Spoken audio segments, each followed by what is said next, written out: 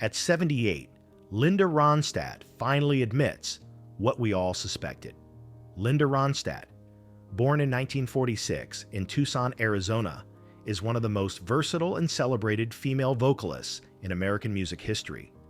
Rising to fame in the late 1960s and 1970s, she became known as the Queen of Rock, while also mastering country, pop, Latin, and opera. With hits like Blue Bayou and You're No Good, she earned 11 Grammy Awards and global acclaim. Ronstadt's powerful yet emotional voice made her an icon across genres. Though she retired from singing due to Parkinson's disease, her influence continues to shape generations of artists worldwide. The musical roots of Linda Ronstadt. Linda Ronstadt's extraordinary career was built upon a rich and diverse musical foundation. Born in 1946 into a family deeply rooted in music, she was surrounded by melodies from her earliest days. Her father, Gilbert Ronstadt, introduced her to the guitar and filled their home with traditional American songs, while her Mexican heritage exposed her to the rhythms, harmonies, and heartfelt ballads of Latin music. This blend of cultures gave Linda a unique artistic palette. She could shift seamlessly from folk to country, from rock to traditional Mexican canciones. By the time she began her professional career, Ronstadt had already developed an instinctive understanding of music as a universal language. Her upbringing not only provided technical skill, but also instilled a fearless curiosity to explore genres without boundaries. This cultural duality, rooted in both American and Mexican traditions, became the cornerstone of her identity as an artist. It was this diversity of sound and spirit that later allowed her to transcend categories, making her one of the most versatile voices in modern music history. Entering the professional music path, building upon her diverse musical upbringing, Linda Ronstadt took her first bold steps toward a professional career in the early 1960s. While still in high school, she befriended Bob Kimmel, an aspiring musician who recognized her remarkable voice. Their shared passion for music grew stronger. And when Kimmel later moved to Los Angeles, he encouraged Linda to join him in pursuing a career in the industry. Driven by determination, she made the life-altering decision to leave the University of Arizona behind, trading academia for the uncertain but thrilling promise of music. In Los Angeles, Linda quickly immersed herself in the city's vibrant folk rock scene. Together with Bob Kimmel and Kenny Edwards, she formed the group the Stone Ponies. Blending folk harmonies with the rising sounds of the West Coast, the trio carved out their place in a competitive musical landscape. It was with the Stone Ponies that Linda first tasted national recognition. Their 1967 hit, Different Drum, written by Michael Nesmith of the Monkees, showcased Linda's powerful and emotive voice in a way that captivated listeners far beyond California. Different Drum became the breakthrough moment of Linda's career, transforming her from a promising young singer into a rising star. While the song climbed the charts, it also revealed Linda's natural ability to fuse vulnerability with strength, an artistic quality that would later define her solo success. Though the Stone Ponies would eventually disband, the experience marked an essential chapter in Linda's journey, her leap of faith from student to professional artist. That risk, born of courage and conviction, lit the spark for one of the most influential careers in American music history. Becoming the Queen of Rock, after her breakthrough with Different Drum and the Stone Ponies, Linda Ronstadt embarked on a solo career that would soon redefine the boundaries of female artistry in rock music. During the 1970s and 1980s, a period dominated almost entirely by male performers, Linda rose to prominence with an unstoppable mix of vocal power, charisma, and versatility. While many women were sidelined or forced into narrow categories, she embraced the raw energy of rock and stood toe-to-toe with the biggest male icons of the era. Her performances electrified audiences, and her records consistently topped the charts, making her one of the most commercially successful artists of the time. With a string of platinum albums and unforgettable hits like You're No Good, When Will I Be Loved, and Blue Bayou, Linda earned the title First Lady of Rock. Critics marveled at her ability to balance technical precision with emotional depth, while fans celebrated her fearless stage presence and authenticity. But Linda's reign was not without obstacles. In an industry rife with sexism, she was often scrutinized more for her looks than her talent, and her success was sometimes framed as an anomaly rather than an achievement. Aware of these prejudices, Linda worked twice as hard, demanding respect not only as a female performer, but as an artist equal to her peers.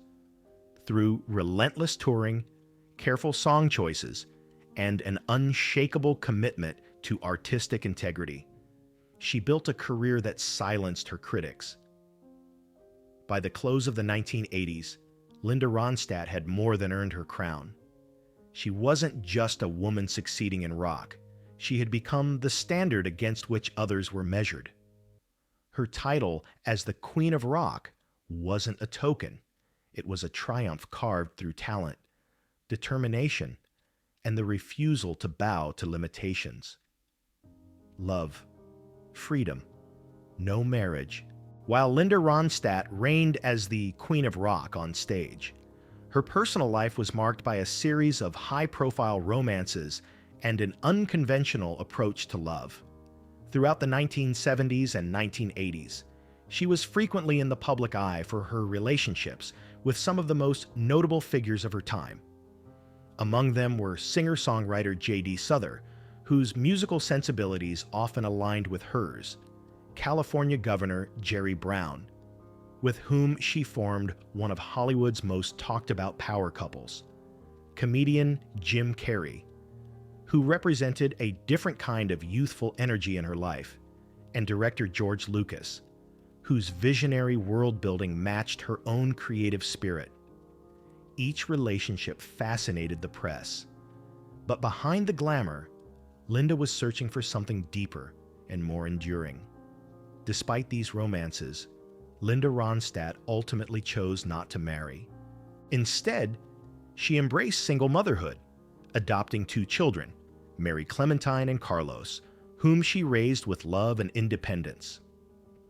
In interviews, she spoke candidly about her reasons, admitting that she struggled to find a partner who embodied both kindness and a shared passion for music, while also being strong enough to handle her formidable personality.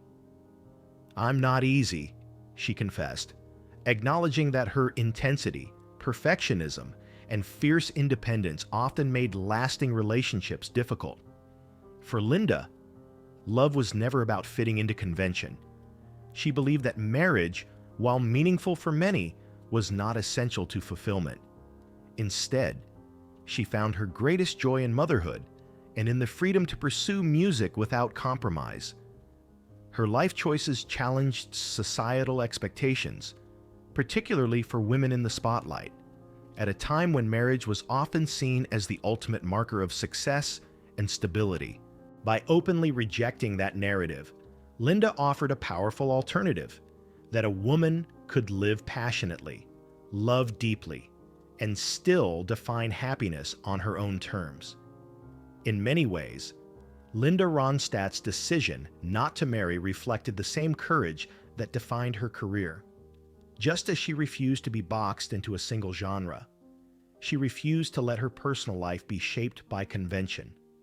She lived boldly, loving intensely, but without sacrificing her independence. Through her children, her music, and her unapologetic honesty, she proved that fulfillment doesn't always require a ring or a traditional family structure. For Linda, life itself was the great love affair, one that allowed her to remain true to herself until the very end. A shift toward personal balance. After years of living in the spotlight as the Queen of Rock and experiencing both the glamour and the scrutiny of fame. Linda Ronstadt began to sense a hollowness in the Los Angeles lifestyle. The city that had once fueled her career now felt shallow and performative, a place where appearances often mattered more than authenticity. For someone whose artistry had always been rooted in truth and emotional honesty, this artificial environment became increasingly suffocating. Linda realized that to truly find peace, she needed to step away from the glittering yet empty rhythms of Hollywood life. Her first move was to San Francisco, a city known for its creative spirit and more grounded cultural scene. There, she found a sense of freedom and space to breathe, away from the constant demands of the entertainment industry. San Francisco offered her a chance to live more quietly, to reconnect with herself outside the expectations of being a rock icon. Yet even this city, with its vibrant community, was not the final stop in her journey. Ultimately, Linda returned to her roots in Tucson, Arizona, where she had been born and raised, surrounded by the desert landscapes and cultural traditions that had shaped her childhood. She dedicated herself to raising her two adopted children, Mary Clementine and Carlos. Tucson provided not just a physical home, but an emotional refuge, a place where Linda could balance motherhood, personal reflection, and the occasional return to music on her own terms. This shift in lifestyle marked a profound transformation in Ronstadt's life. She had chosen authenticity over illusion, family over fame, and inner peace over public acclaim. By stepping back from the pressures of Los Angeles and returning to Tucson, Linda carved out a life of stability and meaning. Her decision was a testament to the fact that even legends need grounding, and that true fulfillment often lies not under the spotlight, but in the quiet moments of everyday life. The Parkinson's fight of Ronstadt. After years of conquering stages and captivating audiences with her extraordinary voice, Linda Ronstadt faced one of the most heartbreaking turns of her life. In 2013, she revealed to the world that she had been diagnosed with Parkinson's disease, a neurological disorder that not only affected her physical abilities, but, most devastatingly, robbed her of the gift that had defined her identity, her singing voice. For a woman once celebrated as one of the greatest vocalists of her generation, the silence that followed was both painful and profound. Linda candidly admitted that she could no longer sing, not even in the shower, not even for herself. Yet she also shared something deeply touching. Though her voice was gone, the music still lived inside her. "I still sing in my head," she explained, describing how melodies and lyrics continued to play in her mind like an endless inner concert. This perspective transformed her tragedy into a different kind of resilience. While the world could no longer hear her voice, Linda herself never truly lost the song. Rather than retreating into despair, Ronstadt faced Parkinson's with remarkable calm and dignity. She approached her illness not as a curse, but as a new reality, one she would navigate with honesty and strength. In interviews, she avoided self-pity, choosing instead to raise awareness about Parkinson's and the broader challenges of living with chronic disease.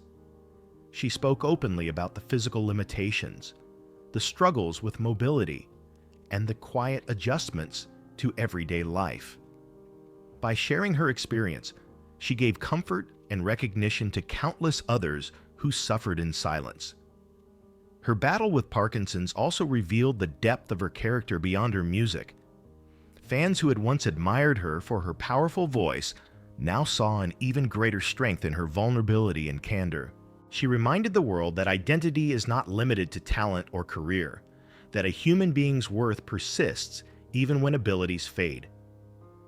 "I had a gift," she reflected, "and I used it until I couldn't anymore." that has to be enough." These words resonated deeply, offering a universal truth about acceptance, mortality, and dignity. In many ways, Linda Ronstadt's Parkinson's diagnosis became less about loss and more about transformation. While she could no longer perform, her voice continued to echo through recordings, inspiring new generations. More importantly, her willingness to speak about her illness gave her legacy a new dimension, turning her into not just a singer, but also an advocate and a source of strength for others. Though Parkinson's silenced her voice, it could not silence her spirit. For Linda, the music was never just about sound. It was about truth, resilience, and connection. And in that sense, her song will never end. Linda Ronstadt opens on marriage. Linda Ronstadt was always candid about her views on love and relationships. And perhaps one of her most striking admissions was, "I don't have the gift for marriage." For her, this was not a declaration of cynicism, but rather of honesty. She recognized that marriage often requires compromise, a constant negotiation of space and identity. And Linda was never one to dilute her strong sense of independence. As someone who had built a career by trusting her instincts and refusing to be boxed into categories, the idea of adjusting herself for the sake of a long-term partnership simply did not appeal to her.